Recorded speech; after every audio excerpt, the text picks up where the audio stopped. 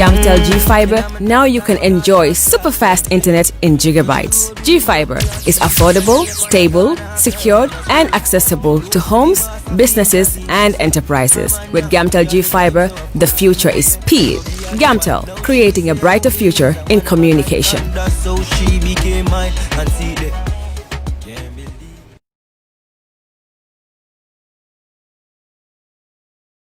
All right. Honey, did you remind him that the last time he sent the money, it was not enough to buy all the provisions? Oh, sorry, I forgot to tell him. Are you guys talking about money transfer to buy provisions? Yes. But don't you know about Baluwo? Baluwo? What is Baluwo? Baluwo is a service that your son can use to send provisions directly to you guys from the shop. And you don't have to worry about the exchange rate. Tell me how Baluwo works. It's very simple. Just log on to baluwo.com and shop, or download the app on your phone. You can shop on the website or using the app to buy online basic products for your family and friends. With Baluwo, you decide what your money is spent on. Your money, your choice. Buy online products for your family and friends in the Gambia, Senegal, Nigeria or Mali. Baluwo, better than sending money. Are you thinking of owning your dream homes? EJ Investment is here for you. Secure our quality bungalows with 2, 3 or 4 bedrooms, or our story buildings 3 or 4 to 5 bedrooms at very affordable prices with flexible payment plans at our Sanyang Seaview Estate, where you can enjoy the cool breeze with modern infrastructure such as tar roads, covered drainage system, modern electrification with street lights, gated entrance with security posts, and social amenities such as gas station, shopping mall, medical clinic, park, schools, children daycare, and a lot more. Our dedicated team of professionals will keep the estate clean at all times, provide security and patrol team within the estate premises, install latest technologies such as CCTV, Wi-Fi, home network installation, solar panel, and power backup system. Also, check out for our additional home facilities and interior design service such as premium tiling, wall plaster, home landscape, fingerprint home lock, and a lot more. Visit our office at Senegambia Kololi Highway and get a free site visit tour, or contact us on 4464-838. WhatsApp us on 3259220. Or you can visit our Facebook page or Instagram on EJ Investments. EJ Investments, we are first in properties.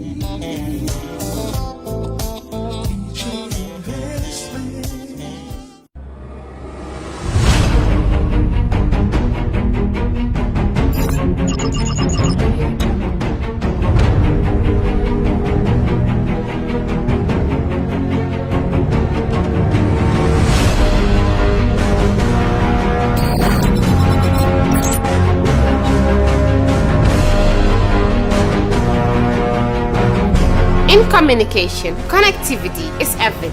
We ensure that the links never sleep. Quantities and qualities, all in our data service, providing efficient, reliable voice and data service. We believe if you're not up to speed, then you're going backwards. Communications have to flow as fast as the speed of light. Whatever business you're in, having someone who understands your needs is critical. That is why we just don't offer you technology, we offer you solutions. Enjoy Gamcel's internet broadband anytime, anywhere. Your national operator, Gamcel, Yaibaram.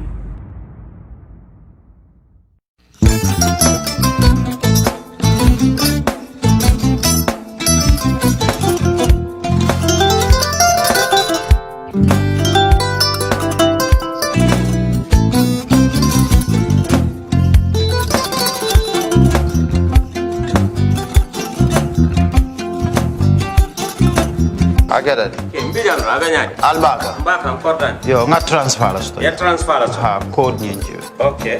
Kosa. Nsila ID soto. Ah, sa soto. Sorry. I get it. Mbijan bro. Albaka. Mbaka. Bara alla service o tariya. Ah, bare ki janna nun kunu bara tariya.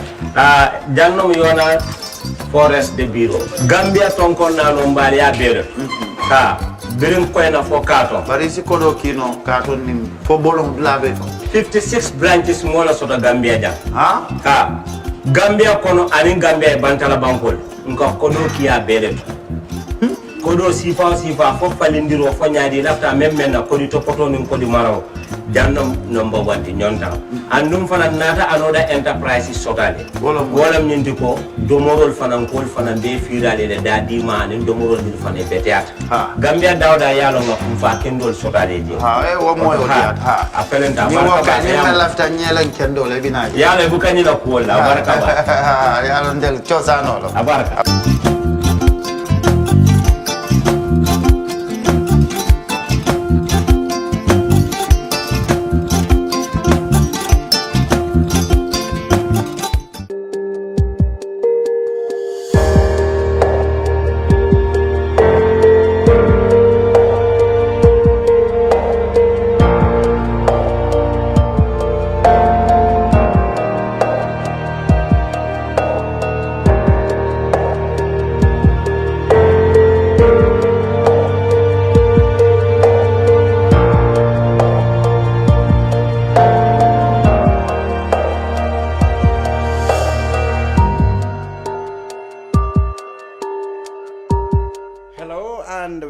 To the brunch on Kerr Fatou. I'm Lamin Cham, welcoming you through another edition of our 2 hours current affairs program here live on Kerr Fatou.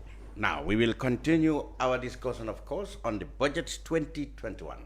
Last week, we had the Honorable Sana Jawara, National Assembly member for Upper Fuladu West, who served in various committees dealing with the budget and other ministries or departments benefiting from the 2021 budgets.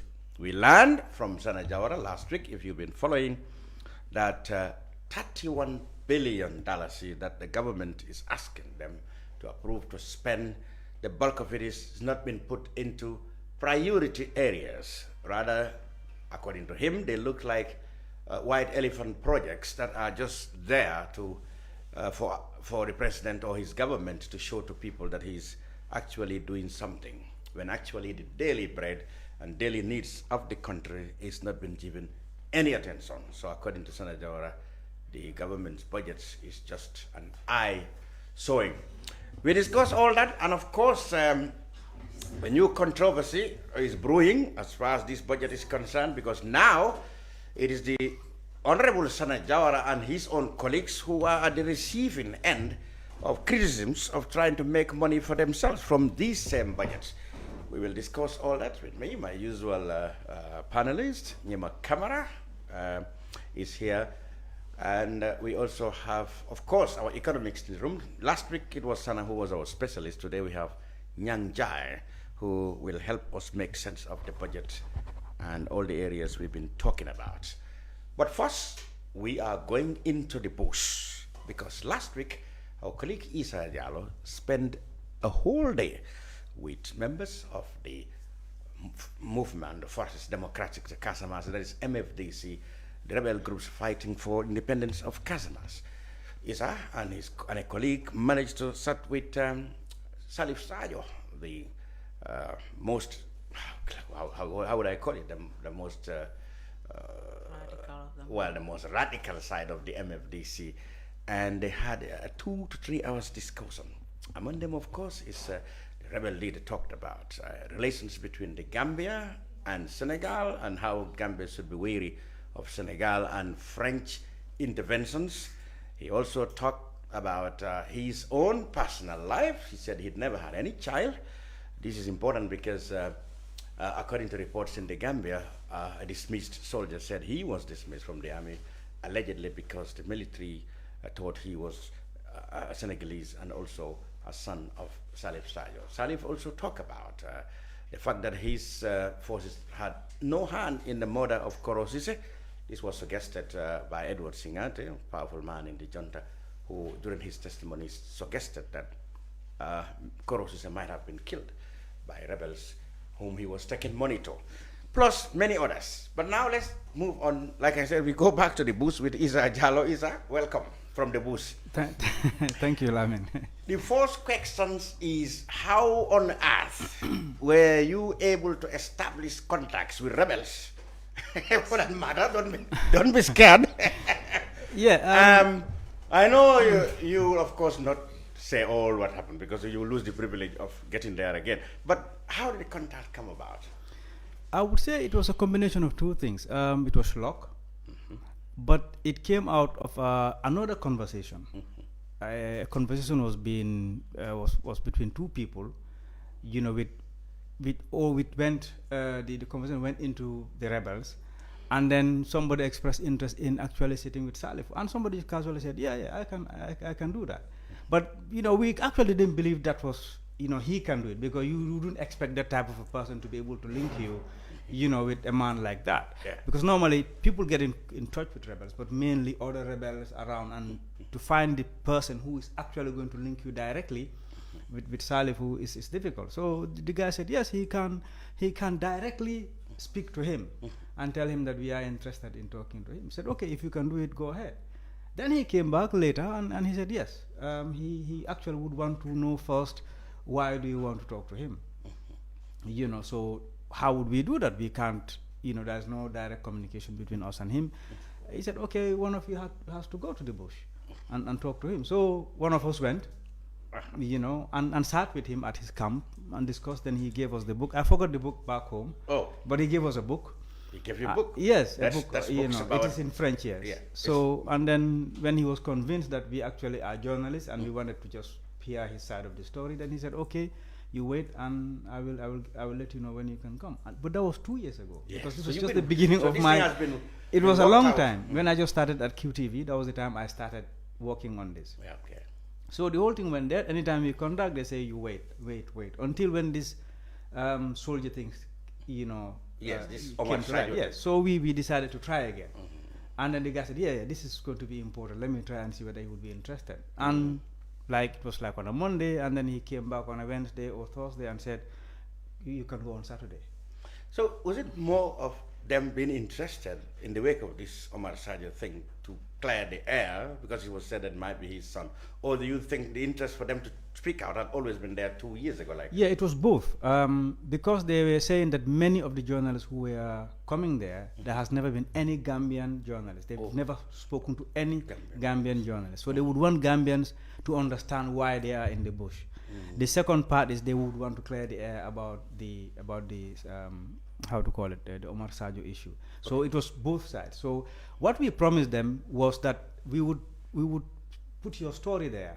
That is all that we can do. We are not here to either find out whether what you're doing is wrong or right, or what anybody else think about you. Our job is to talk to you and then see what your views are, and then we'll put it out there. So that was the agreement. So that's what we did exactly. We will come to how you describe how they live in the bush there. But first of all, let me sound my colleague's opinion. Njie, what do you think about MFDC itself and the interview? You must have read or watched some part of it. I mean, I watched a part of it. I think especially where he was talking about his lack of relationship with this soldier guy that was sacked, and it seems that he was giving a strong warning to the Gambia government as well to stay away from Senegalese interference. And I felt that to be very threatening to our sovereignty.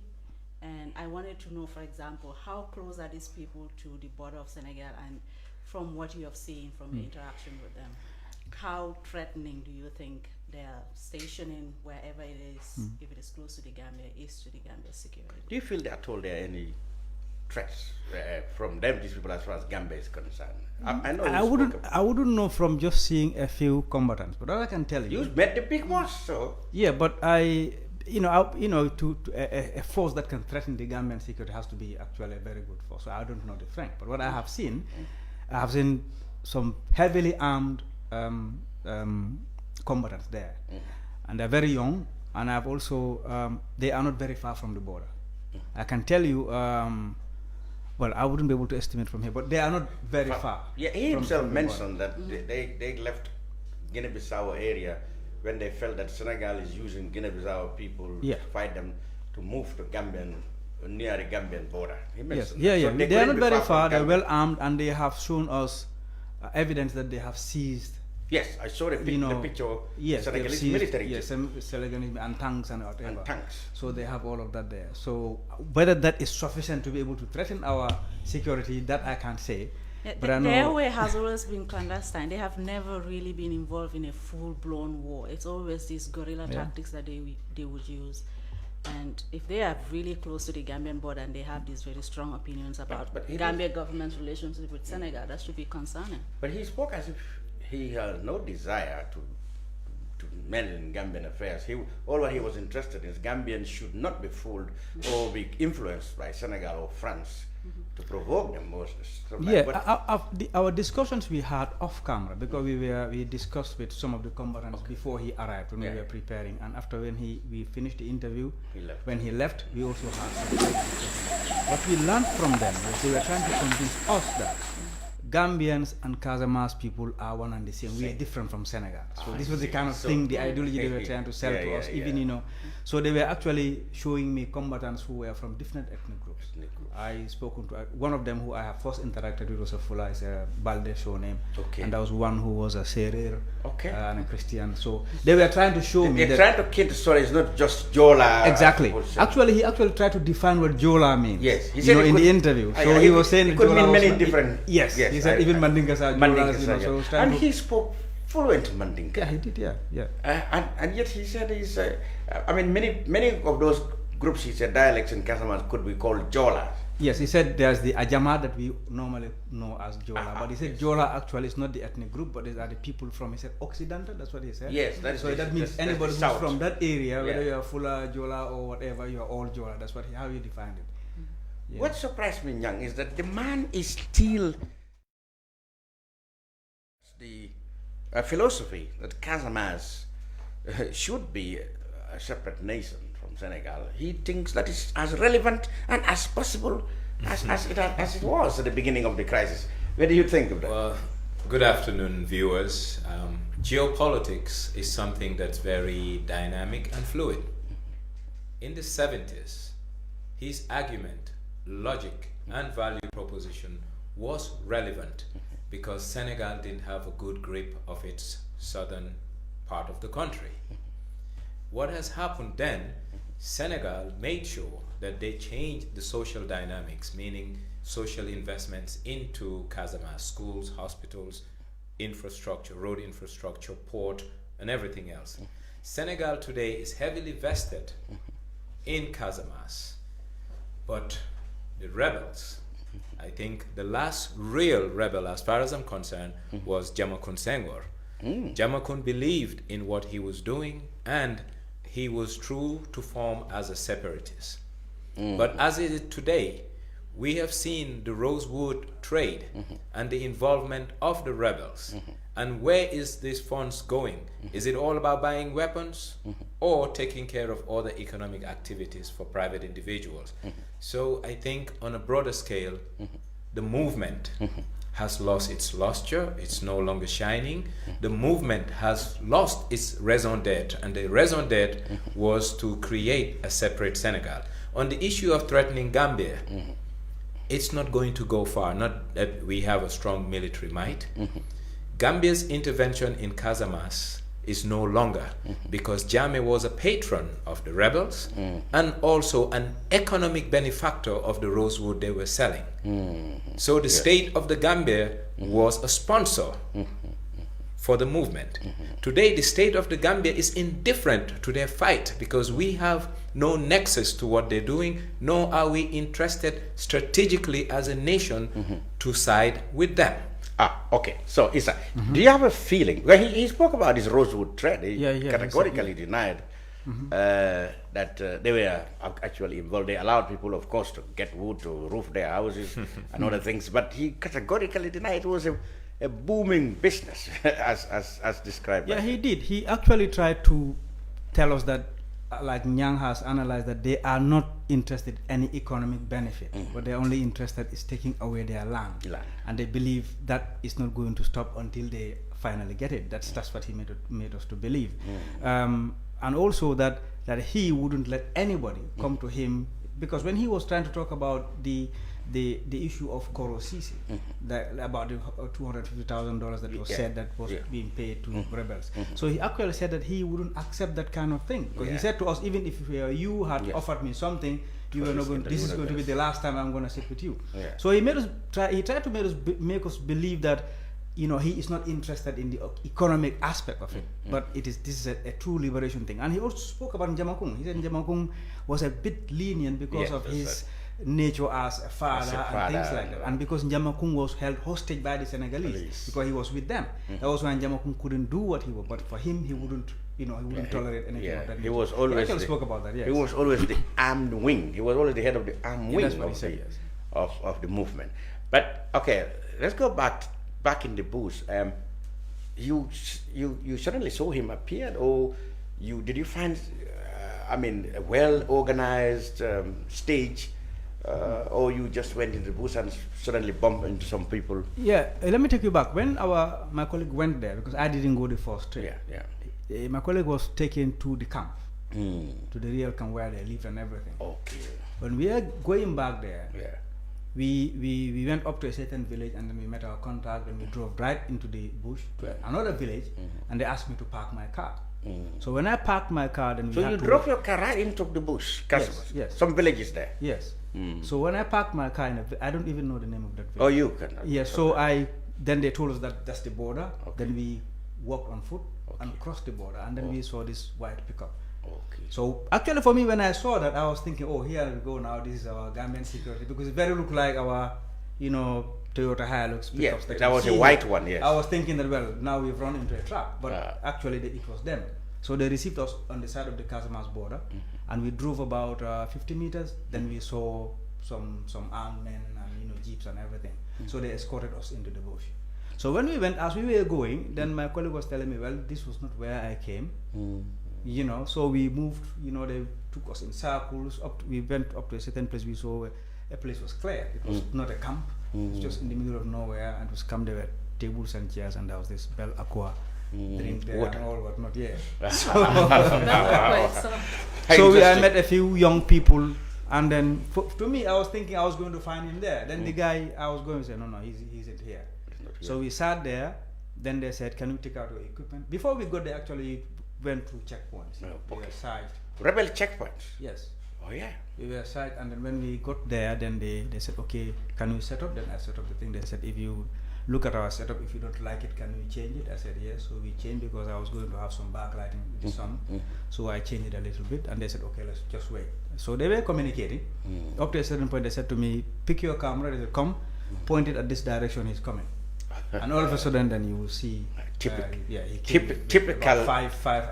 jungle. Yes. Typical so jungle. He appeared, when he appeared, we spoke after he went, to the same way. I requested, can I take your departure? He said, yes. So I took that, and he said to me, you can take the vehicle, and then that's evidence that this is a Senegalese vehicle. Yes. I saw the thing. So we took all of that. We went. Yes. Yeah. So that's how it happened.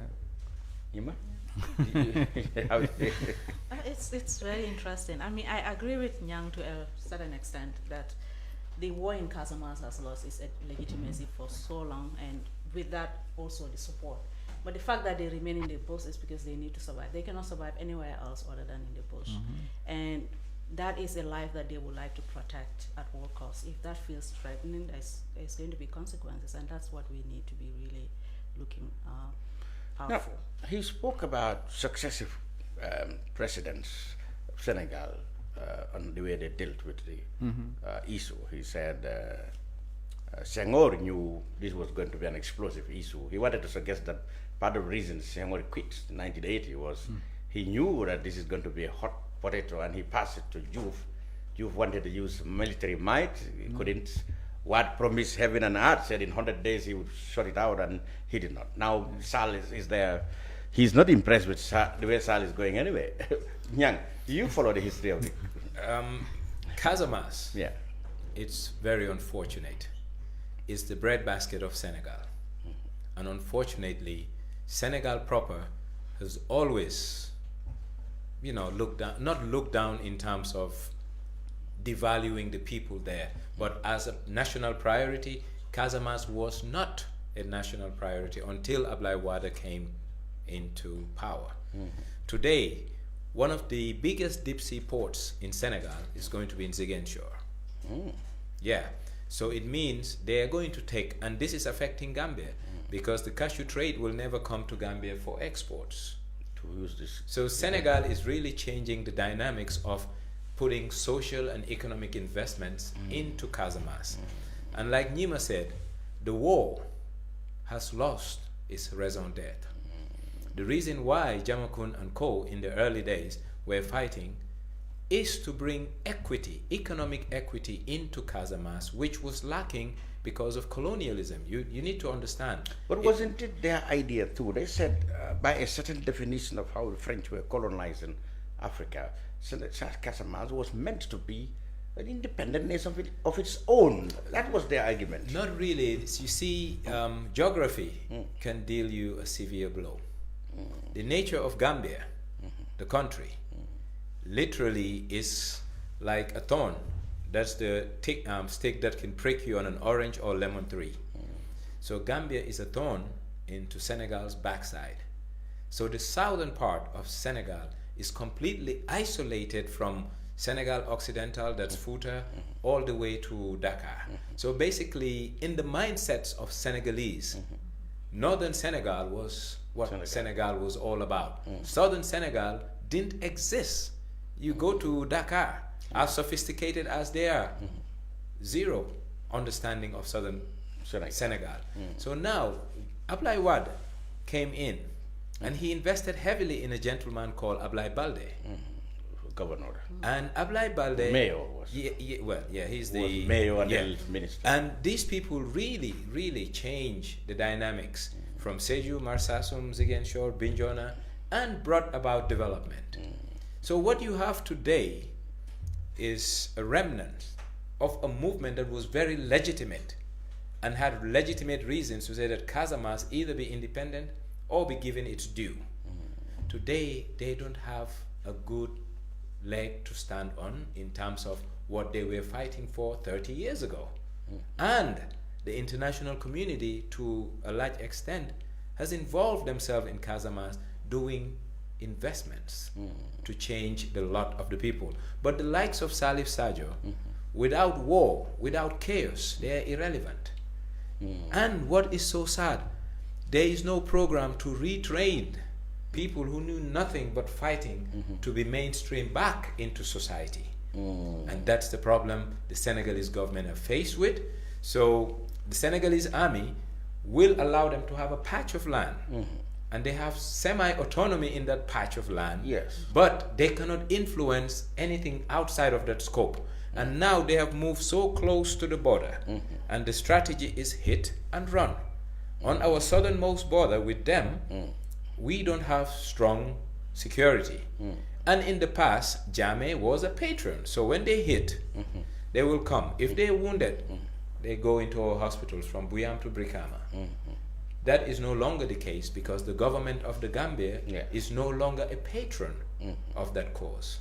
And I would like to ask Nyang, because what I have seen, like what you've said now, I have seen very, very young fighters. And like you said, they've got this patch of land where they control.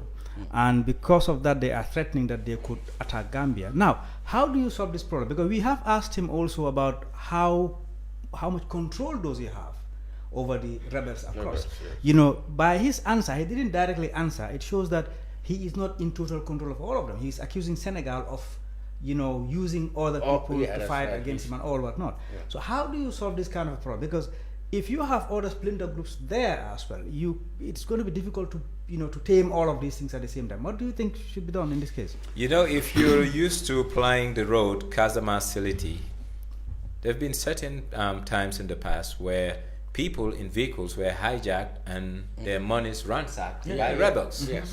So it means it's not a genuine cause anymore, but it has become a way of life. Either cutting wood and selling, or extorting people in some checkpoints.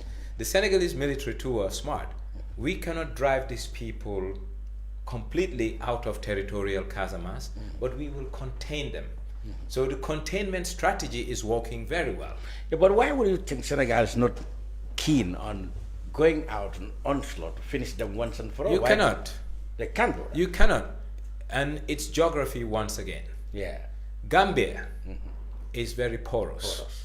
And that's why the strategy for the rebels is hit and run.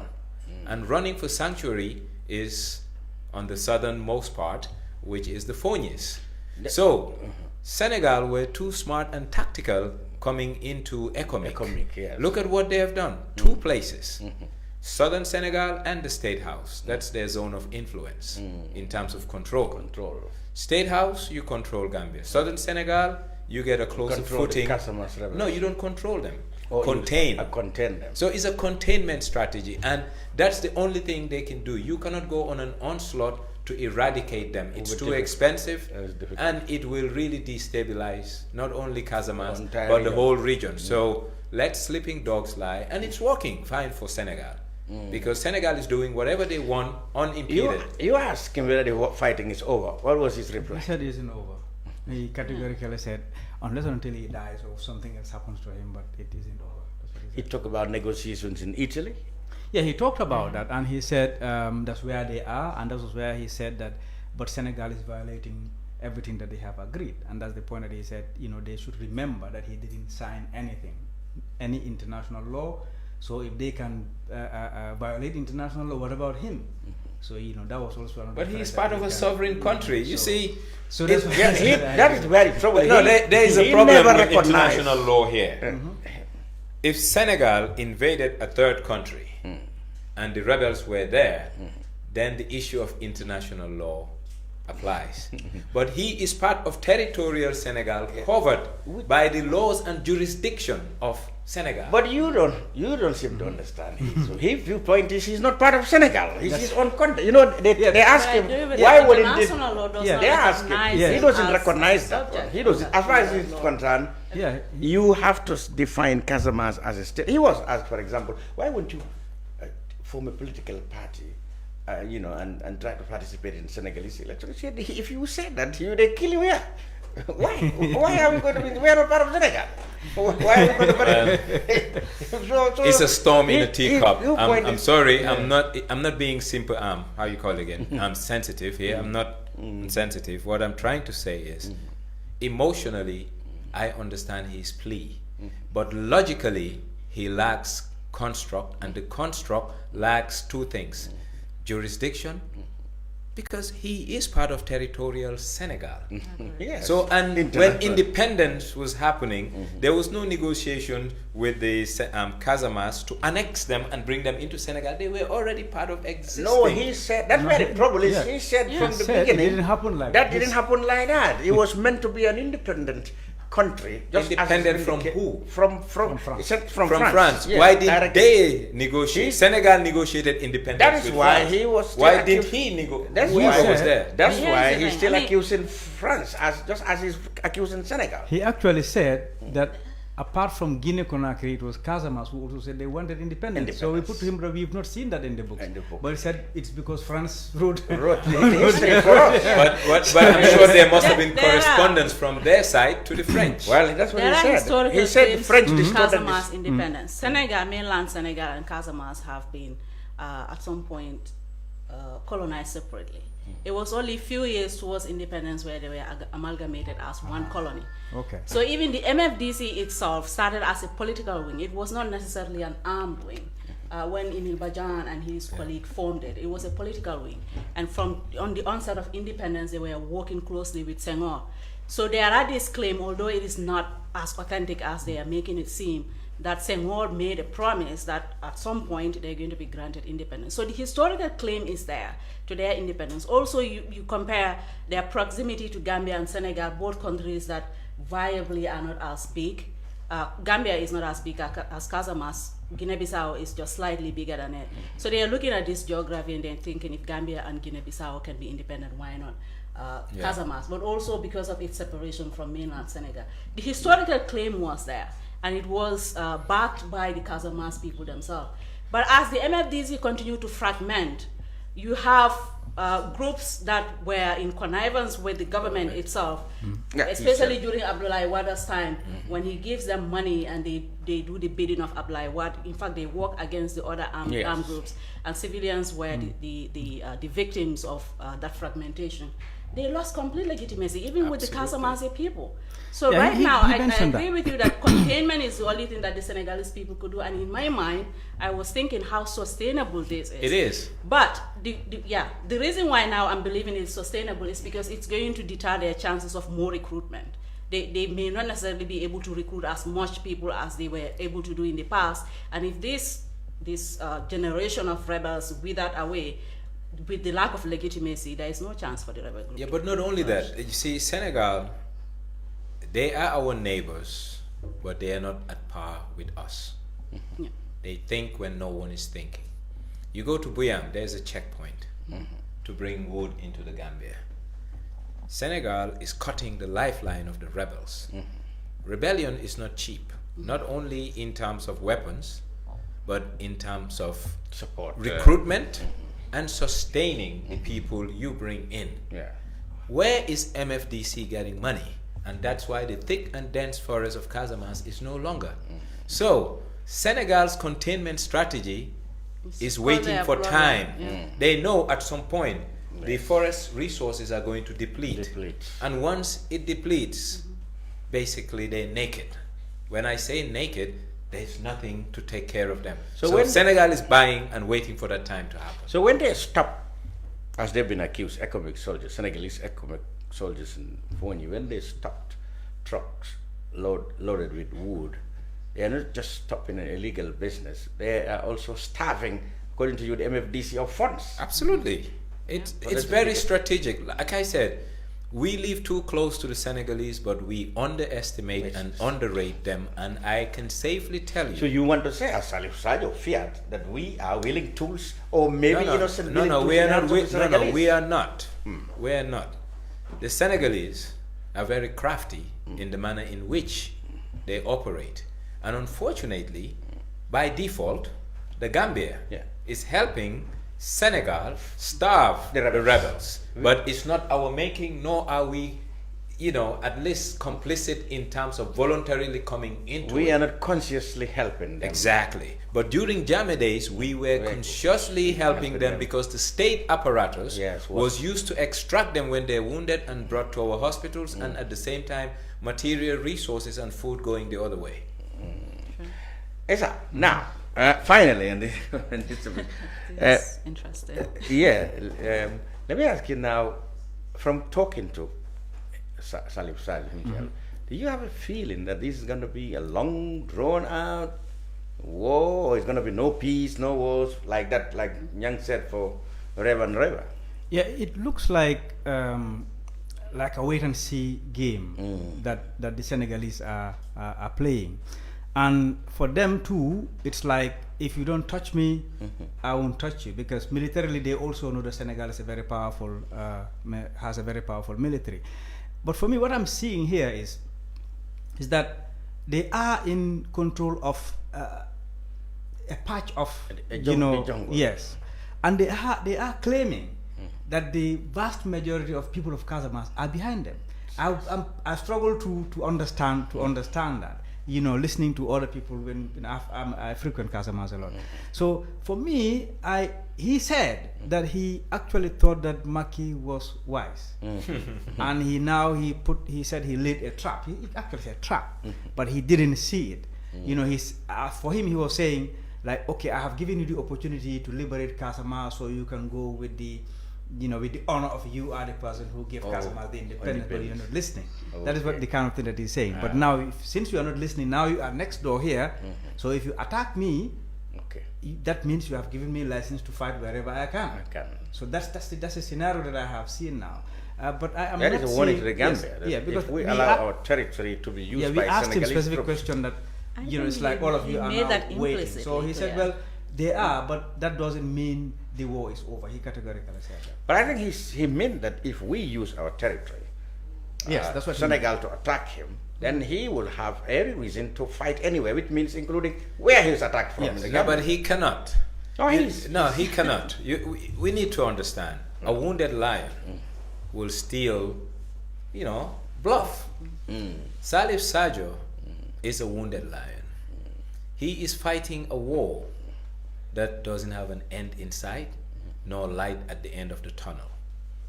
What has happened to them is they came into something without thinking of viable exit strategies. And now it's all about pride. And pride is what's going to decimate them over time. Senegal, like I said, I think they're too brilliant in terms of their approach.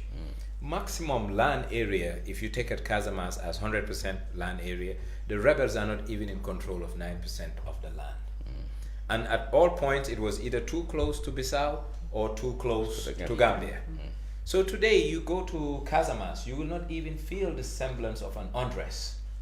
You go to Bignona, you don't feel the semblance of an undress because life goes on as normal. Yeah, but even at the heat of the crisis, I mean, it was hit and run, like you said. You could go to Ziganzor, you don't see people holding arms. You go to Bignona, you don't see people fighting. But then here and there it flare up, and people get killed, and you see here the Senegalese fight at planes. If you allow me a few minutes, I wouldn't necessarily underestimate their threat against the Gambia, because how the Casamance rebel has always been working is to maximize on the opportunity that is afforded to them by the instability in Guinea-Bissau at some point and in Gambia at some point, so that they are able to have this sanctuary where they can always hit and run and hide somewhere.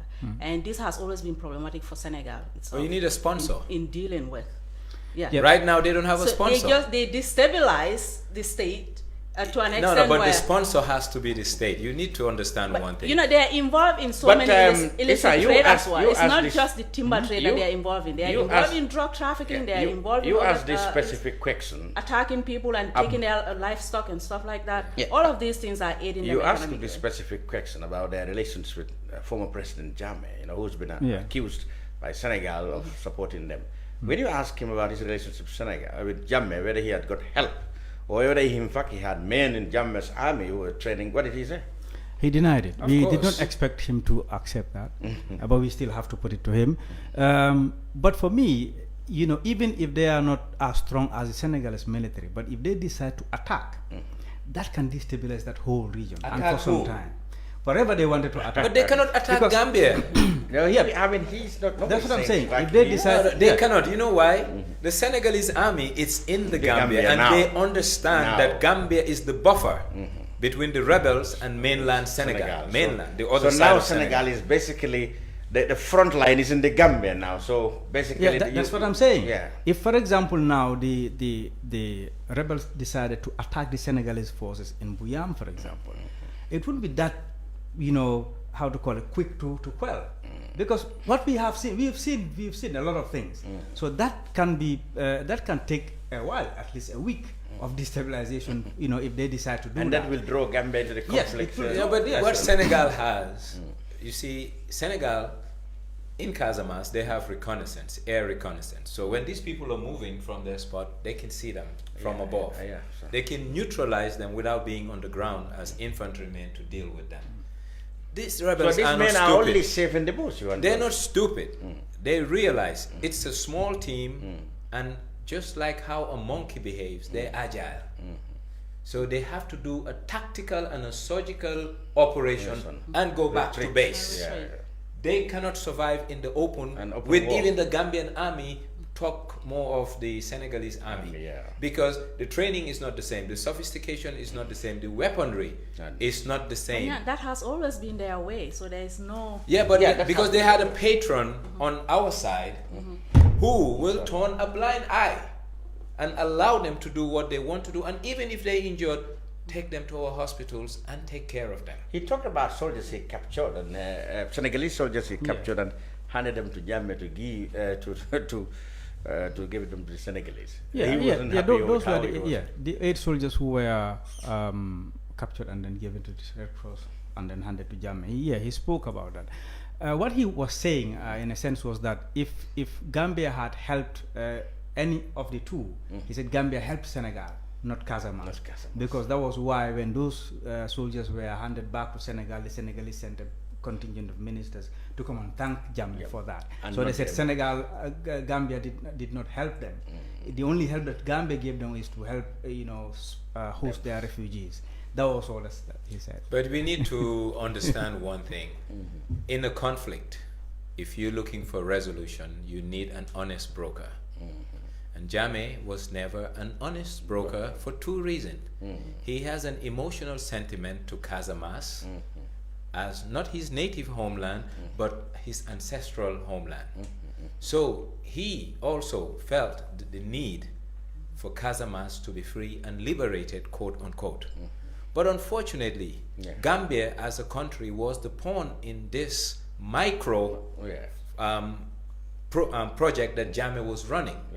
And it costed us border closure, gas not coming to the Gambia, food items not coming to Gambia, blockade from transport and others.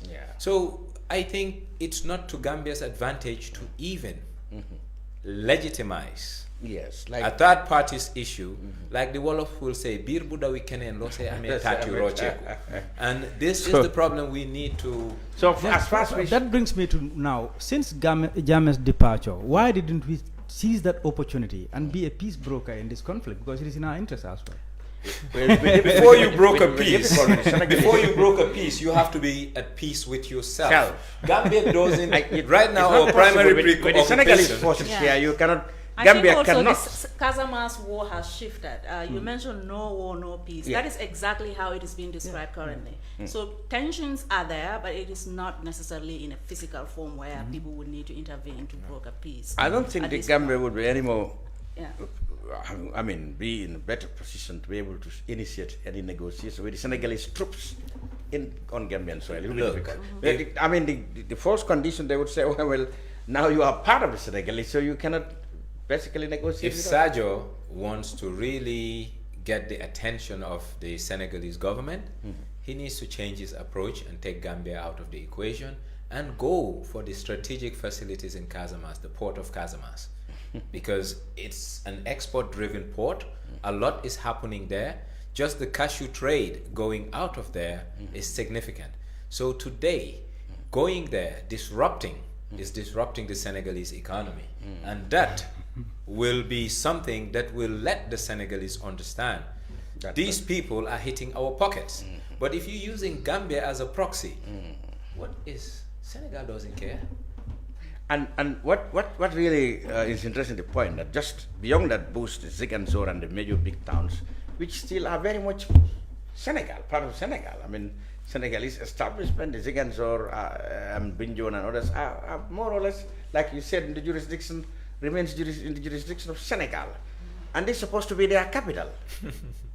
No, sir. Yeah, this is very difficult. Why did they fight to capture that place from the Senegalese? They cannot. You see, like I said, the raison d'etre for this separatist movement was legitimate in the 70s and 80s, and genuine people fought for it. Now, but time has morphed, and like I said, geopolitics is very fluid. It's like water. It moves and it runs. So the value proposition the rebels had in the 80s is no longer relevant in today's geopolitics of Senegambia. So no one even wants to talk to them. When I say no one, the Senegalese government, they're not interested in mediating. The people who were interested was Rome, the church. And that was because of Senghor, Jamakun. But Senegalese will go there, but not in good faith. So. And like he said, they weren't implementing anything that has been agreed on. Okay. Essa Jallow, well, thank you very much for you really been what would I call it, a scout or maybe a sleuth or how it's nothing special about it. But if you have the opportunity again, would you go again if you have the opportunity, of course? Yes, I would like to go again.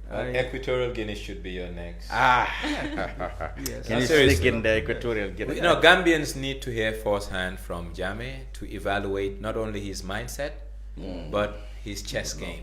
It would be difficult to get in there. No, not at all. It wouldn't be. Not at all. Someone can be lucky, just like we did. Okay, let's hope for that. That would be very interesting. Right, this is the brunch on Kerr Fatou. That was really a scoop we had in the bush with Salifu, Sarjo, the leader of the MFDC. We're going to take a little 5 minutes break, and when we come back, we go to the budget.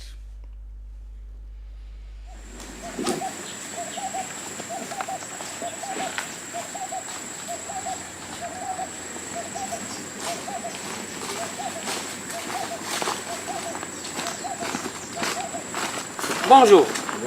Allez. Allez, prenez place. Où est le problème? La place. Vite, allez, asseyez-vous s'il vous plaît. Il a quoi? Allez, allez. Je vais dire, où est mon portable? Yo, allez.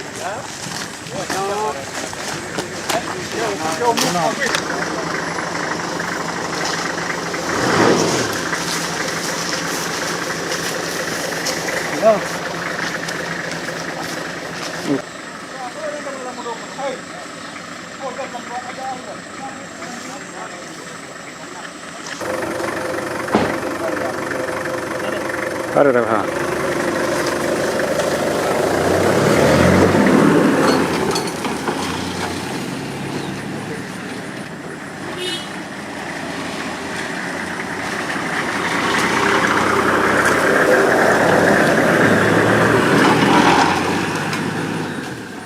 MFDC lota min kam mawlon nyimti fonni Sénégalais janjang ay dia ya ko yayi bitala le wala biji kelo amam ban Casamance kelo man ban altafu momo ya moy nte ko tanka manfa man lanjura man ta mano man fe mutano kelo man ban ikuni aje Casamance ba fanyi ninka afan sum banko nyini ngala because of Gambia lebe Casamance ni Sénégal tema yo kamaro mi badala ha ka fole Omar Sarjo. Nying. Ha, min kamano nying. Wolo nyinti. Wala nyinti Omar Sarjo ha te kile mola. Mundon golo. Abe Gambia le ando sojaro lem. Ba niya jube ye toki safe e la makamo ke duma jang nimbala. Fele. Been son of Casamance rebel leader. Ye wala safe jang. Bare ni ajen ko itelem bare ko rebel leader. I don't know who is this rebel leader. Ite dimola nyinti. Hey, alwara bile nadi niwol be jellanna. Afal Omar Sarjo. Nadi niwol na molbe na sojaro be jellanna. E fere be jelola. E ko dimolem nying. Nyimu farialti. Ka foko nyimu Salifu Sarjo dimoleti. Momenti ko imbaja mala ka fanya musaso soto e boraso to anyanta na la fama ma ko la ni tara tonya Salif di ngonon to kare gambienol al kana kele dunu gambienol manyana kele dun la min manke itade amambe de Guinea Bissau ya ke wolnya biani bi be regret kan na MFD. Welcome back. This is the brunch on Kerr Fatou, and now we turn, like as promised, and like we did last week, to budget 2021. We go back to what we discussed last week. We had the Honorable Sana Jawara, one of the National Assembly members, looking and scrutinizing the budget, and he told us that unfortunately much of the money that the government wanted to spend are not targeting priority areas, but projects that the government believe would make people believe that they're actually developing the country and that do not address the daily needs of the people. Now, today there have been another twist to this thing, because the National Assembly members themselves, including Sana Jawara, are at the receiving end of allegations that they're preparing to make a budget, within the budget, for themselves in terms of loans that they want all 53 members or 58 or so to be able to access to, quote-unquote, enable them to construct the plot of lands been given to them in Yundum and other places. So this and other aspects of the budget we're going to discuss with Nyang, an economist. Nyang, first of all, before we come to those specific areas, what's your general assessment of 2021 budget? Thank you so much. I think that's a pertinent question that needs an answer. Fundamentally, the parliament has failed. And the technocrats at the Ministry of Finance have ended up becoming strange bedfellows with the politicians by allowing the budget to be politically expedient rather than be economically rational. It's a shame. But this is happening because there are three things missing. Civil service reform, which would have given our technocrats the security of tenure to say this is the way it should be and that's it, and they would have been protected. But in the absence of that, the only way they can preserve their self, dignity, and positions is to slip in the same bed with politicians. And mind you, technocrats must have a medium-term view of the country, thereby building it. Politicians are on a clock called a term. So when they come in, they try to do as much as possible in the time allotted. But that should not be what drives our economic decisions. So let's go to the specifics. What exactly do you mean when you say the technocrats and politicians are on the same bed, in the same bed, trying to, initiate a budget that is going to shoot the politicians' time frame of expressing or perhaps showing that they are doing something? You see, budgets are realistic. It starts with what you call a resource envelope, the money that you want to spend. Where are you going to get it from? In Gambia, other than grant and aid, the rest is taxation. For the taxable revenue, you need to look at the macroeconomic environment and you do projections that are realistic. The economy cannot be shrinking and we expect our tax base to grow. It defies logic. So it means deficit financing will be the way to support the budget. And there is empirical evidence to show that year in, year out, our tax base is reducing, but our expenditures are growing at the expense of financing them through deficit. What does that do? It bloats up what you call debt to GDP ratio. It means for every $1 of taxes collected, before we spend on school, hospitals, and agriculture, we pay minimum 22 to 24 bututs on taxes, on loans that are owed. Then the rest, that's where we will start prioritizing. And for the last 2 years, the Ministry of Finance has been very politically expedient to the point I will now call the President of this Republic the infrastructure czar of the Gambia, because he believes black tar is what progress is. Progress is developing in the human index, the soft infrastructure. If you feed me or make sure I have good food, I will be healthy enough to be able to go to school. Then you invest in a school. When you invest in a school, we have skills. Then we can provide services to the economy. And that is what we need to do first. Our social infrastructure, the people, the government has put secondary and put the primary, the hard infrastructure first. So what's going to happen in the Gambia is very unfortunate, is that we will have roads.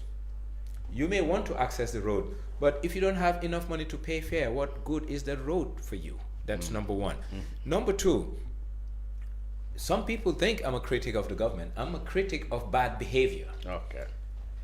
I am not too happy with what the ministry has been doing, but what has happened in the parliament 3 days ago, I think the parliament has really hit below the belt. The role of the parliament is to pass an appropriation bill. Pass, not create, pass. And oversight, monitor and scrutinize the process over the budget cycle, start to finish. But it's the role of the Ministry of Finance to create budgets. If you're not happy with it, you send it back to them and tell them what you want to do. Equally, there is no law in the land that allows the parliament to create a line item on our existing budget. That defeats the purpose of our Public Finance Act. Let's go into this. Nyima, if you've been following now, you now suggesting that parliamentarians have taken upon themselves now to create another budget within the budget. No, that's not what I'm saying. What I'm saying is, if you have been mandated by law for oversight. Yes. You are not mandated by law to create a line, because then you cannot you control can yourself. Yes, because the moment you create this line, you are responsible. So Yeah. how can you now say that I have failed?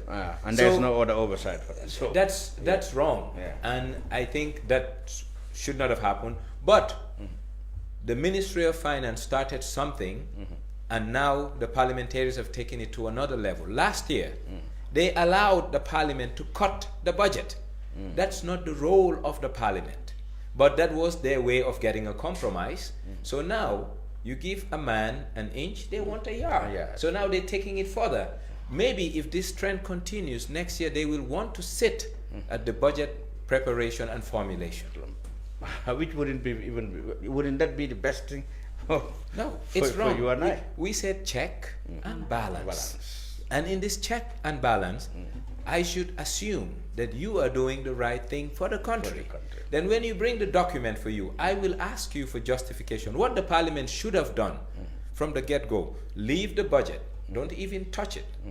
Tell the ministry, I don't have a problem with you spending $10 billion if you want to. Show me tangible evidence that you can raise this money that is sustainable. If you show me that, I am convinced. If you don't show me that, then I will tell you, I am not convinced with your projections of what you're going to collect in revenue. Now, how can we make it more realistic? Then you have a conversation. They go back with their document, create a framework that is more in tune with our global economic reality and our current national predicament, looking at tourism, how it has failed, and looking at inflows, how it didn't come into the country through the pledges that were made at the round table. Then you revise the budget in its entirety, because if you look at the budget, a big chunk is going towards financing the NDP. But the primary document that was made for the NDP, the pledges it had never crystallized. Therefore, the NDP needed a revision. It's and just in a that revision, singular section of the NDP. It's the infrastructure. It's not just And that's why I am saying that it's rather sad that our president, President Barrow, is more concerned about electability than building a country. Because if you build a country, you don't put self first. You put the aspirations of the people first. And his aspirations are primary. Our collective aspirations are secondary. And unfortunately, he has people who are helping him do the bidding. And it's not going to affect you or Nyima or me. It's going to affect the 5-month-old baby in Gambia. They're going to put a debt on their necks that they don't deserve, all to make one person look good.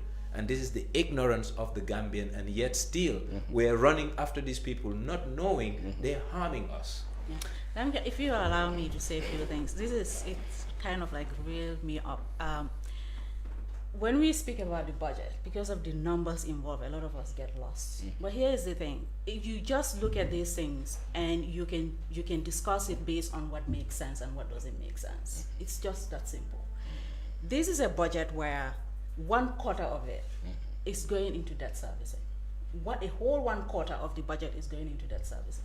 What that is suggesting is that if 1/4 of a budget is debt servicing for a year, the outstanding debt is enormous. It's so huge, right? And you come up with this outrageous budget, majority of which is going to be financed through deficit. That means you're taking more loan. You are adding to that burden, right? That's what you're looking at. Why can't you spend within your limits? Why can't you spend within your means? This is a simple economic logic. Spend within your means, right? But if you're not able to do that, at least what you can do is spend in the productive sectors. The productive sectors here is the human resources that are going to gain you return. Education, agriculture, the tourism industry, health, right? The tourism industry has failed this year. We're just coming out of an economic crisis. Whether we realize it or not, this is an economic crisis. There is no budget line in the current budget that says anything about how we recover from this economic crisis. A chunk of what is in the budget is either for entitlements for the president and his cabinet, entitlements for other individuals within the government.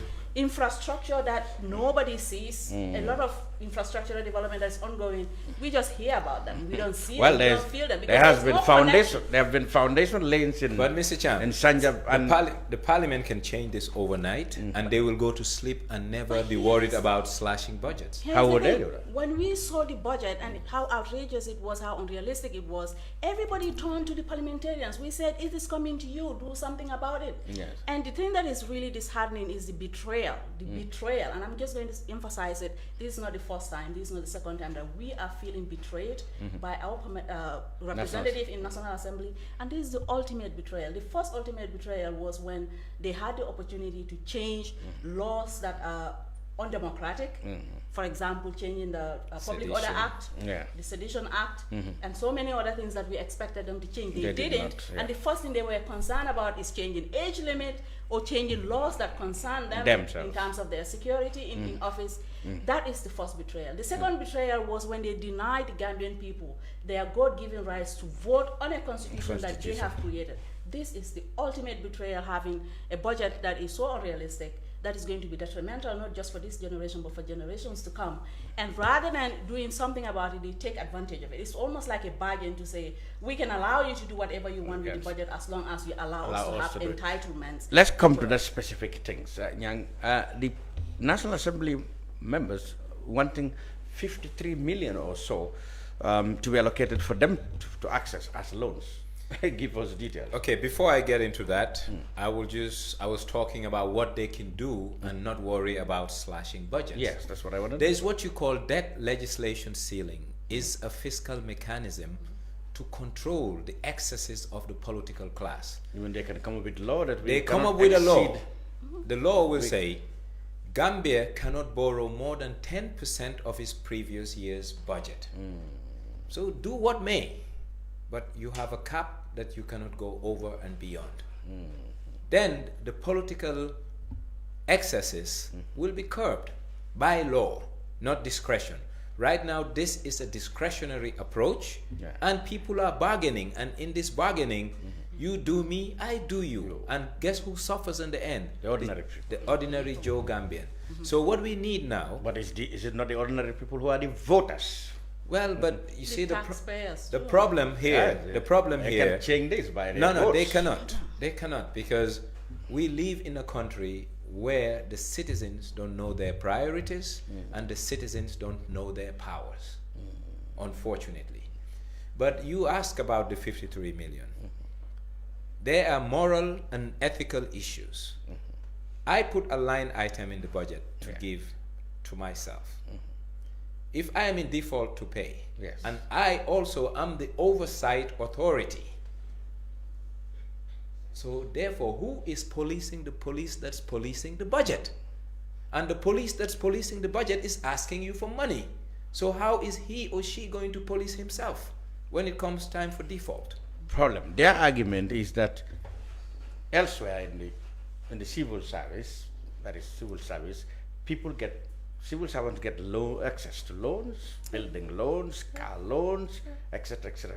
Parliamentarians don't get these facilities, they said.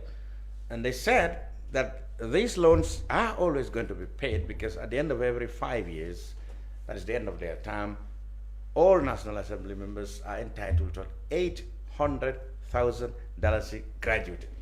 So this is what is going to be used as a collateral in case one or two of them get voted out and are not in position to be able to pay. That gratuity will go into finish the loan. I don't have a problem. That's what I said. I don't have a problem in that, but the fundamental thing here is in life, you don't get what you deserve. You get what you negotiate.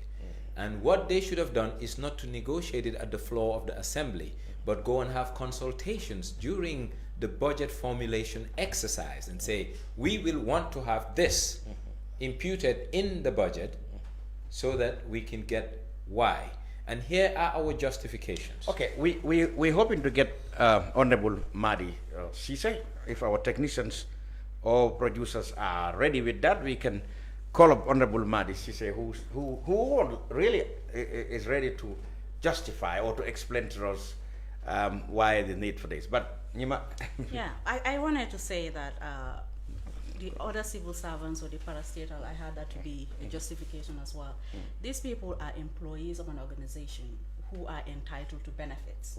These organizations are also revenue generating organizations, so they can afford to give these entitlements and pay for it from the revenues that they are generating.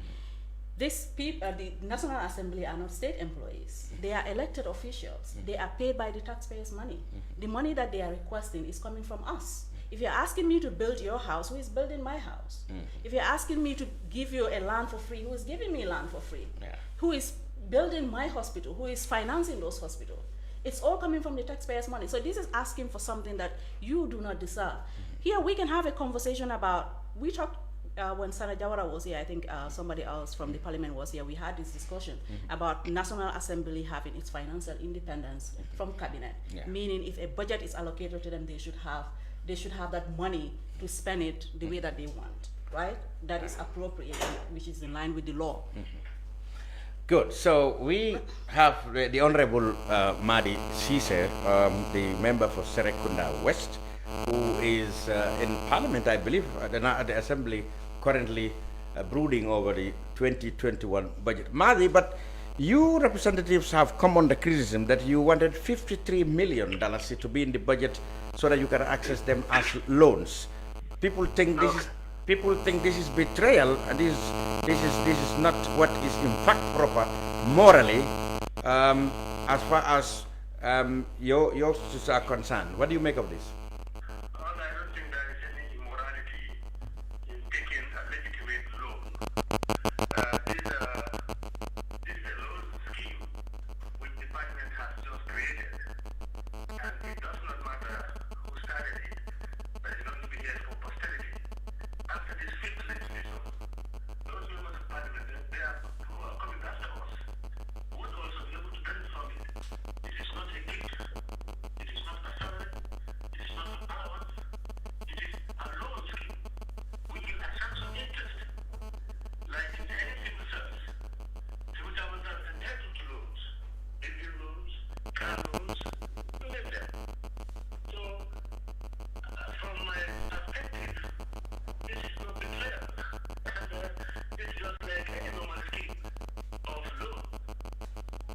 Right.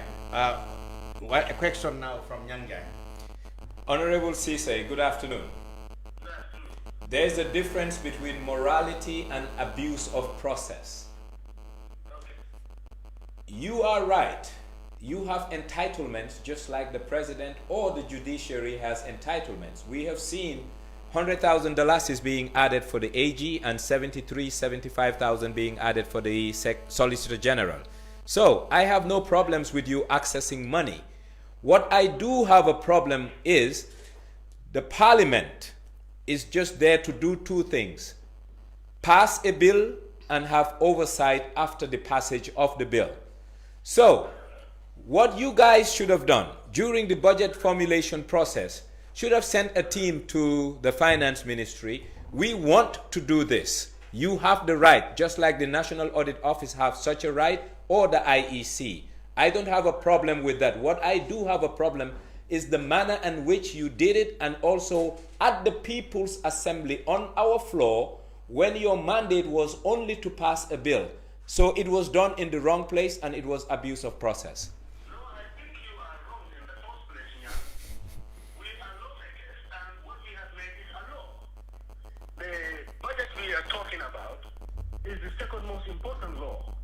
So it's in the process of that making that law that a loan scheme was created.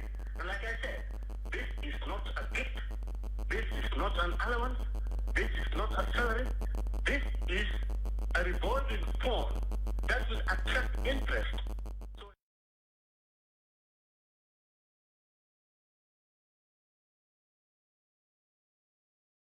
we're not only there.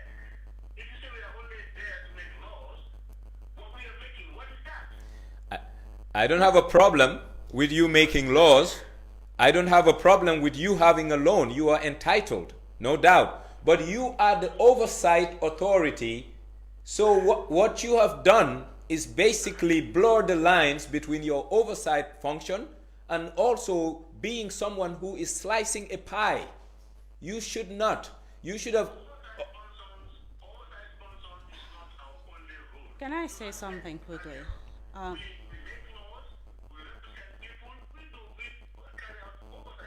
It's a bad law. Okay, Yeah. Honorable Nyimatu has some. I disagree with Nyang that you guys are entitled. Here's the biggest difference here. If you're speaking in terms of ministry employees, these are state employees. If they're not political appointees, if they're working in the civil service, for example, they have security of tenure. They have entitlements from their organizations that they're working on, employee entitlements. And because of their security of tenure, it can be assumed that these people can continue to pay for their loans and finish paying it before the end of their tenure. You guys are elected officials, right? The best chance you have at remaining in that house is just 5 years. How are you able to pay your loan in 5 years and finish it? And in case you're not able to pay, back within that 5 years, money that is the citizens, taxpayers, right? These taxpayers' money.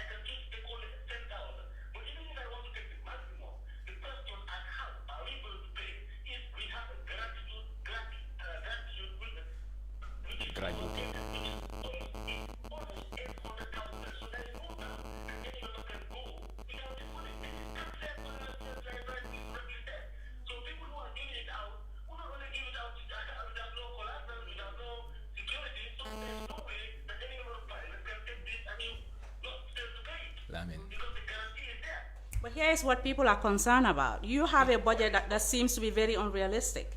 You have a budget, a quarter of which. Okay, just let me finish what I'm trying to say. You have a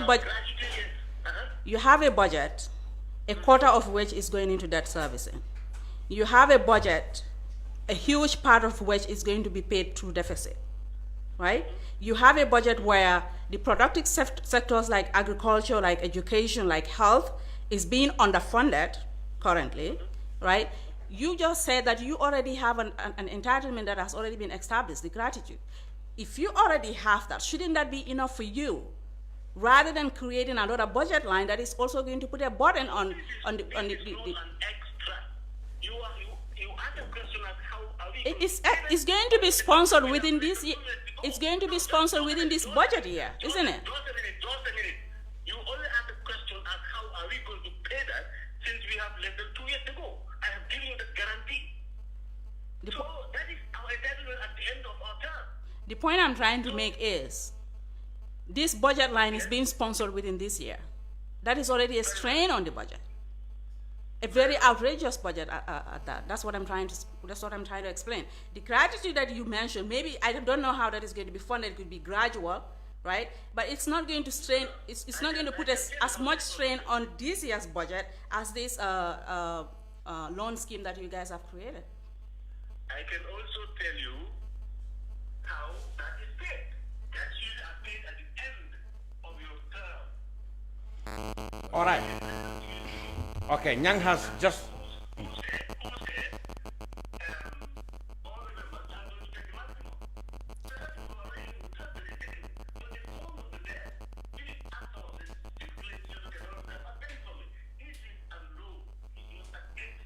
Good. Now, fantastic. Now, Mr. Njie has one last question for you. Honorable Cisse, I quite agree with you that it's a loan and it's not a gift, so no one is doing you a favor. That's not the issue here. The issue is, as lawmakers, the 53 million you are asking for will be taken from someone else's, and the first proposal was the National Audit Office, right? That is fundamentally wrong. You are depriving someone else. The best thing you guys should have done in the budget formulation exercise, you could have gone to the Ministry of Finance. We want to include this in our budget, and they find a way. You cannot cut someone's budget to make way for what you need. The message it sends the general public, Kuracha Taisa Kanam. And that doesn't look good and tell well.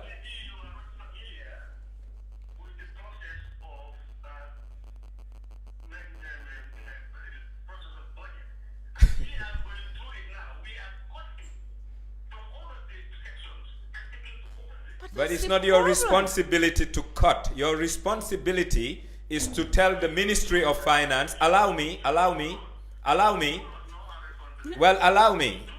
But if you allow me respectfully, what I'm saying, maybe you don't know my background. I have worked on national budgets for years. All I'm saying. But if you allow me. But if you allow me, I will tell you. Thank you so much, and I appreciate that. All I'm saying to you, humbly and respectfully, is that if you have a problem with the budget that the Ministry of Finance creates, you can give them your recommendations. They go back, do a cut, clean the budget, and bring it back to you. Basically, the Parliament is doing the role of budget formulation, and the role of the Parliament is oversight and to pass the appropriation bill. That is my understanding as a layman, and based on the little I know about budgeting, that is the appropriate thing to do. So in a nutshell, what you guys have done is an abuse of process. So, exactly, thank you. Well,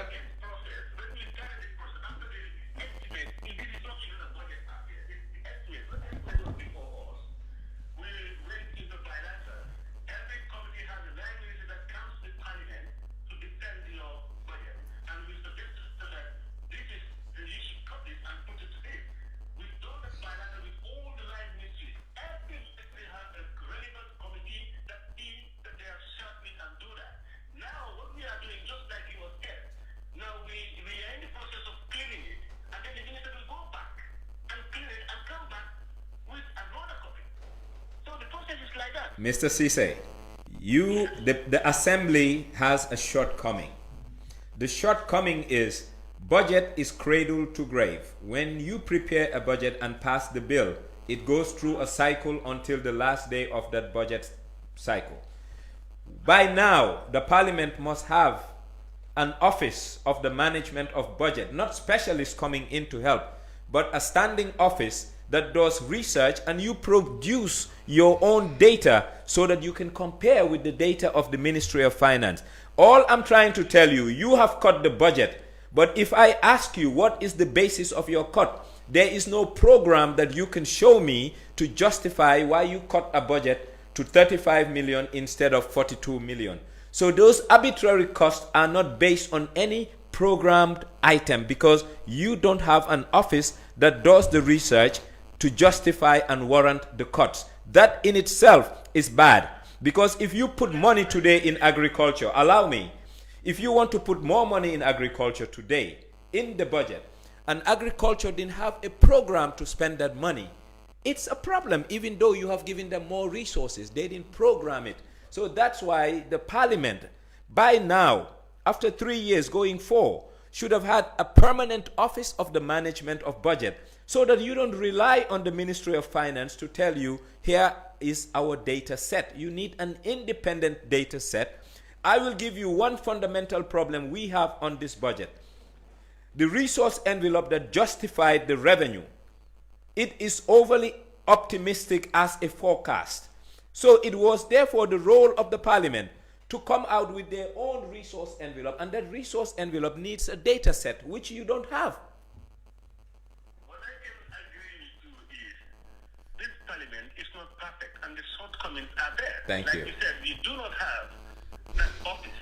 But when we come to this parliament, we never had a research department, not per se research and budget, but that has been created. Now we have a research department in the parliament. It was not there before. So we're not perfect. We're trying to see how we fix this National Assembly. When we are done, the sixth legislature will continue where we stop until we get probably to where we want to go. Okay. Finally, we had our shortcomings. That I quite agree with you. Thank you. Finally, no problem with that. finally, Mr. Cisse, how is it going to work? Are all the parliamentarians in support of this, or are all of them ready to take some, if not all, the 800,000 that is accessible under this scheme?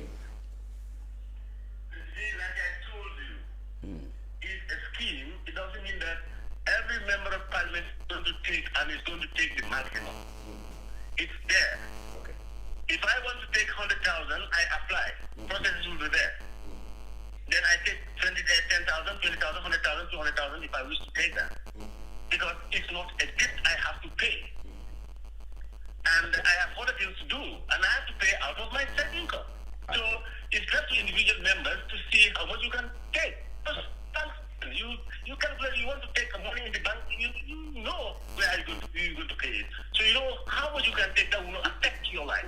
So it's not like, yes, it's approved, everybody's going to run and take $800,000. No, it's not going to work like that. Fantastic. Thank you so much. Marty, thank you very much. And how much are you going to personally yourself access under this scheme?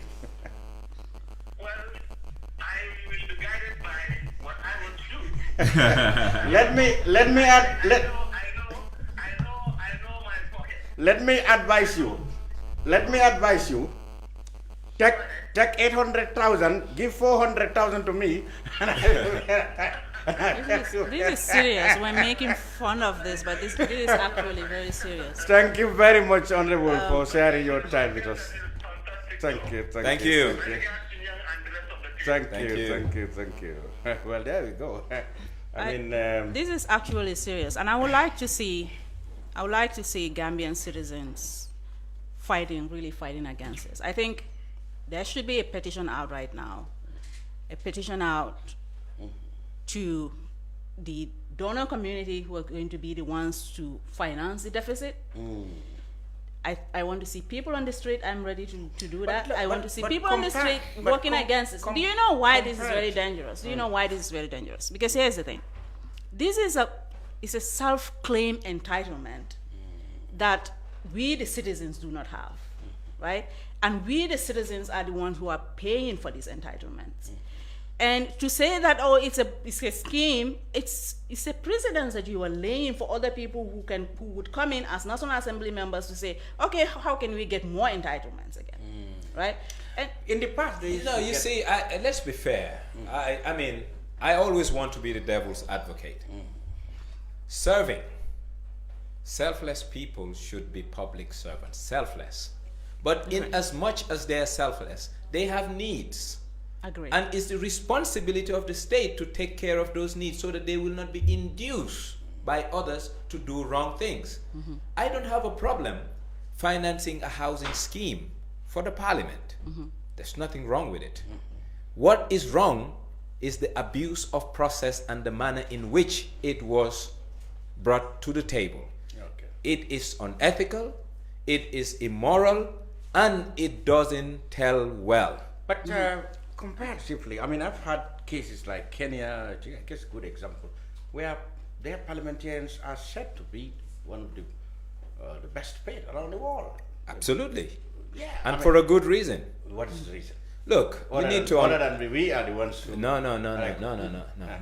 I think we have a problem. And if you were to go to Senegal, I know of a case where a National Assembly member from one of the Fouta constituencies was getting close to 3 million safer at the time, which is about 150,000. Our parliamentarians don't earn anything like that. But that's not the point. It's relative. Everything is relative. That's even different. It's relative. But my point is, I, Nyang, if I were in the position to really remunerate people, I will have an efficient, well-paid, and functional public service delivery system, including elected officials, including the president. I will give him perks. Not just feed him, I will give him perks to make sure that he knows that once he leaves office, he can have security. That makes them work. The problem I have, and the problem I will continue to have, is that the manner in which they created this line item is an abuse of process, and they are usurping the powers of the Ministry of Finance. The Ministry of Finance by law is legislated to make budgets. If you want something in the budget, you consult them. They will put it there, and once they bring it to you, you pass it. But if they sit there today, just because you can make law doesn't make you making good laws. And this is one of the laws that are not good. Okay, so Finally. About the salary thing, I can agree with anybody.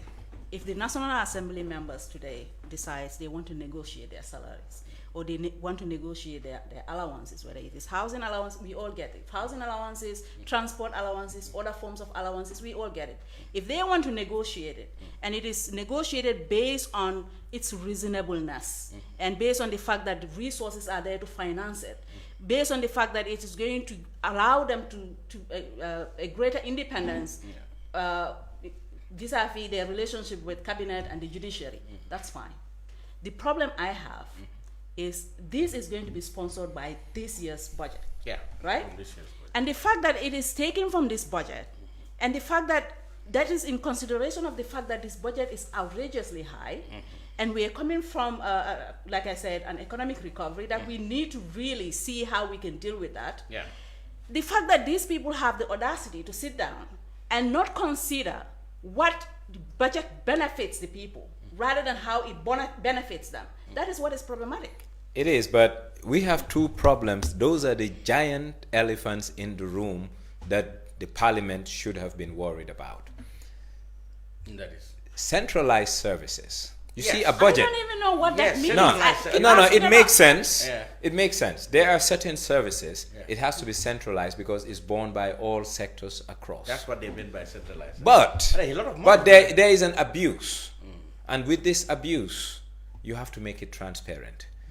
All I want to see in the budget, see, when you do budgeting, you have what you call contingency. And any good budget that is realistic must not have more than 5% contingency, because you have unforeseen things during the year. Yeah. So if you are good at doing your budget, a variation of 5% can take care of your contingent plan and contingent budget. But centralized service, as it is today and as we know it in our public finance system, i.e. the budget, is open to abuse because it's a black treasure trove. You put money, and whenever you want to spend, a lot of money under this of budget. course, you can just dip in there and go spend because there are no questions asked. It's too blurred. So what they need to do, dismantle the centralized service, charge each sector everything that they need to run their sector independent. Then that sector will pay to a vote as their contribution towards that particular centralized service. Because that's the only way we can account dalasi for dalasi, butut for butut. If not, we are creating a special kitty. That's number one. Number two. Who is going to be responsible for this centralized? Well, you know, you have a Public Finance Act. Yeah. If you want to tamper with the Public Finance Act, you do an amendment. That's one. Number two, the Ministry of Finance set a precedent last year by allowing Parliament to say cut has to be reasonable and justified. And the basis for reasonableness is based on empirical data. I want to cut 30 from foreign affairs. What is my basis of 30? Why not 29? Why not 27? Why not 35? And this, the parliament don't have. So basically, it's discretionary cuts. And that is wrong, and that is not budgeting. Budgeting should be accurate and reflective of your economic realities. And our budget today is not reflective of our economic reality. 2021 budget must have been a special budget. And if you listen to the Minister of Finance, everything he said, the budget is for Gambia to get out of post-COVID. Where is their post-COVID strategy to justify the expenditures? And the NDP is multifaceted and has many gamuts Why is it that their focus is just road? Because it makes someone's electability more prosperous and more, he has more chances. And that is wrong. And that's why we are saying technocrats must not be willing strange bedfellows with politicians. And when they do that, it's the economy that suffers. Because the more we borrow in public finance, the more interest rates go up. The more interest rates go up, private sector and banks will invest in T-bills. When they invest in T-bills, guess what? Entrepreneurs don't have access to loans anymore because the crowding out effect would have taken place.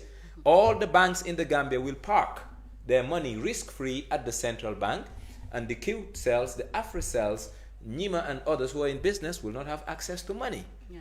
So let me just say something quickly also, that the fact that you need something, the fact that the National Assembly may have need this money doesn't mean they have to have it. Exactly. Where I work at the University of the Gambia is a self-revenue generating institution, right?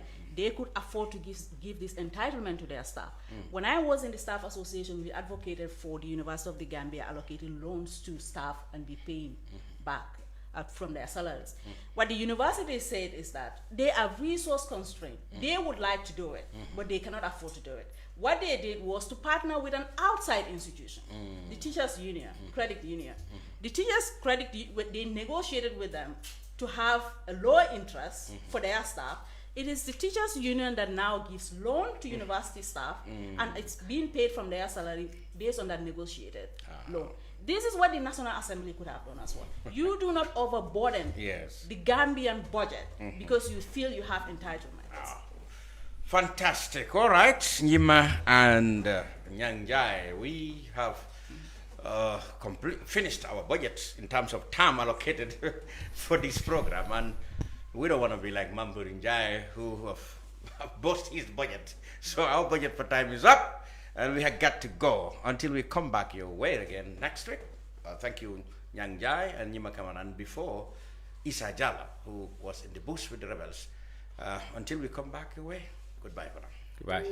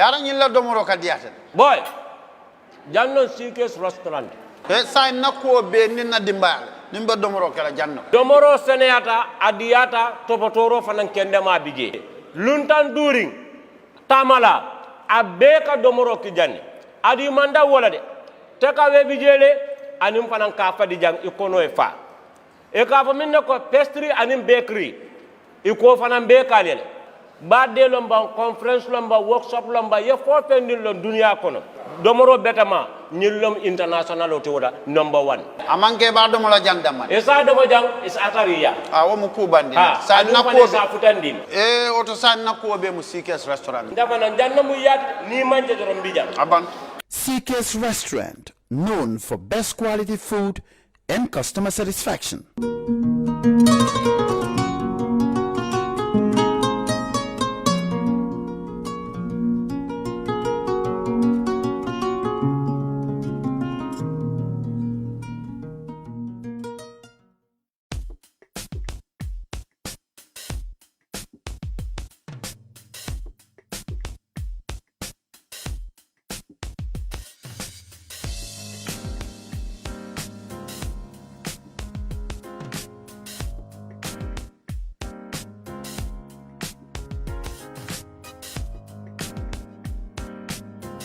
Miss B Designer Outlet is the #1 quality and affordable stop shop for all your needs.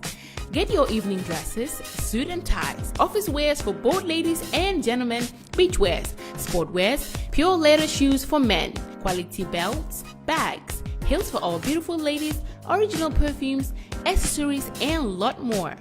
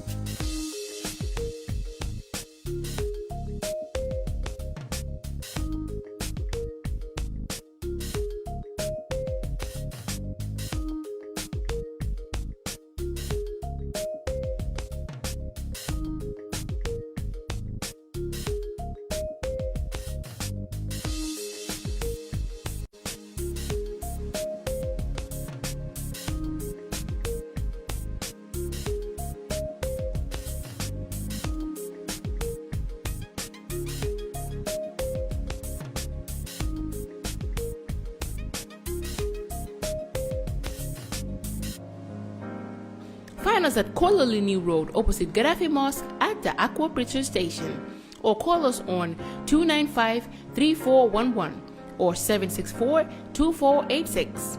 Miss B Designer Outlet. Shop right, look good.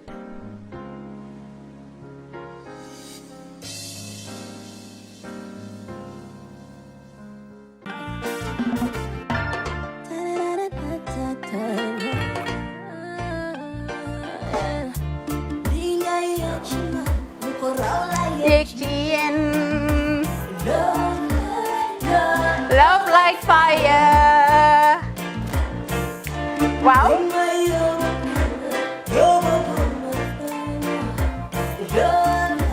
Love like fire. Xam ngeen rek affaire bi xam ngeen fan la? Skincare la. 2020 lañ wax de. Waaw. Fii nag mooy Kerr fan Kerr zero tache. Perfect skin. Skincare saa su ne rek niñ ko dee defee rek. Loo lañ soxlaati rek.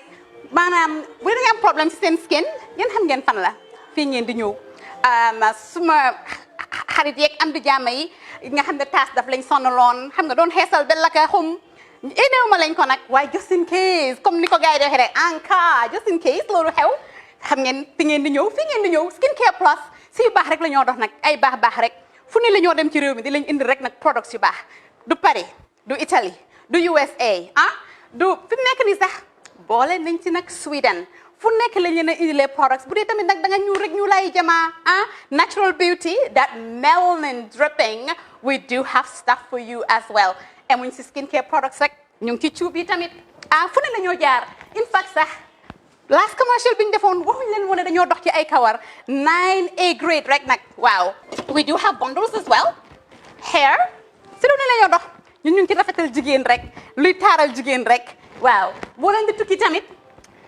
bëggoon rek classic suitcase ñu dañoo dox ci ay Samsonite duñ dee indi any brand of suitcases though other than Samsonite comme li ma dee wax rek boo eggee airport dëri Samsonite dafa am nuñ laa xoolee waaw ngeen ne lan nag waaw skin ci moom la ñu gën a xamee nag skin care products ci moom la ñu gën a xamee ñu ngi dox tamit bentee tamit si ay dàlla man waaye man nag skin care mooy suma specialty xam nga rek jigéen bu sa xar kanam réglé loo def mu jag am nañ Patricia Reiner Kiwi Eye the whole range Lighten Up Gold Tomatine I mean the list can just go on and on and on and on lépp loo xam ne rek luy taaral jigéen la ci yooyu rek la ñoo dox skin care plus nag emuñ si Gambia rek ñu nga United States ñu ngi Gambia fii ba pare bu dee yaa ngi anywhere in Europe mun nañ la ko mail within 3 days rek ñetti fan rek nga jot say diw emuñ si loolu rek dañ laa consult tamit balaa ñu laa jaay diw dinañ def a free consultation